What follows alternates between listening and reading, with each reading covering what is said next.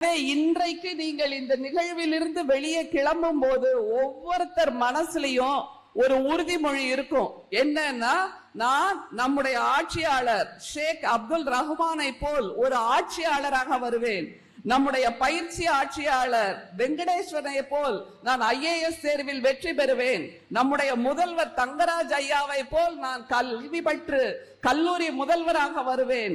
நம்முடைய ஆண்டாள் பிரியதர்ஷினியை போல் எழுத்தாளராக வருவேன், ஊடகவியலாளராக வருவேன் என்ற ஒரு முன்முடிவோடு நீங்கள் செல்ல வேண்டும். அதற்காகத்தான் இந்த நிகழ்வு வடிவமைக்கப்படுகிறது. நம்முடைய ஆட்சியாளர் மிகச் சிறப்பாக சொன்னார் இல்லையா, நேற்று இன்று நாளை என்ற 3 காலத்தையும் இணைப்பதாக இந்த நிகழ்வு வடிவமைக்கப்பட்டிருக்கிறது என்று. அப்படியானால் இங்க பேசிய குழந்தைகள் நிறைய பேர் பேசினாங்க. நீங்க எல்லாருக்கும் உங்க கல்லூரி மாணவி வரும்போது கைதட்டினீங்க. நான் எல்லா மாணவிகளுக்கும் சேர்த்து கைதட்டினேன்.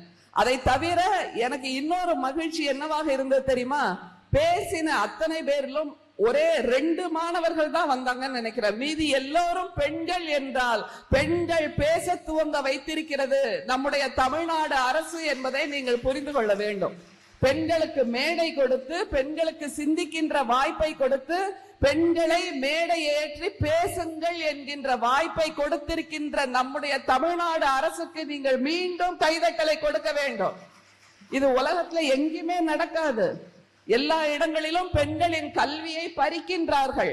பெண்கள் படிக்க போக வேண்டாம் என்கின்றார்கள். குஜராத்ல நேத்து ஒரு விளம்பரம் பாத்தீங்களா? நேத்து ஒரு சுவரொட்டி ஒட்டப்பட்டிருக்கிறது. என்னன்னா, இரவில் பெண்கள் வெளியே வராதீர்கள், அவர்களுக்கு பாதுகாப்பு இல்லை என்பதாக ஒரு சுவரொட்டியை ஒட்டி இருக்கிறார்கள் அந்த மாநிலம் முழுவதும்.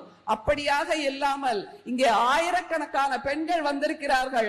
ஒவ்வொருவரும் ஒரு நெருப்பு பந்தை போல் இருக்கிறீர்கள். அதே போன்று தமிழன்கள் வந்திருக்கிறார்கள். நம்முடைய மரியாதைக்குரிய நம்முடைய மாணவர்கள் வந்திருக்கிறார்கள். நீங்கள் அத்தனை பேரும் இந்த மாணவிகளுக்கு பாதுகாப்பு நெருப்பு வளையமாக இருக்கிறீர்கள் என்றால் அது தமிழ்நாட்டில் மட்டும்தான் சாத்தியம் என்பதை நீங்கள் புரிந்து கொள்ள வேண்டும்.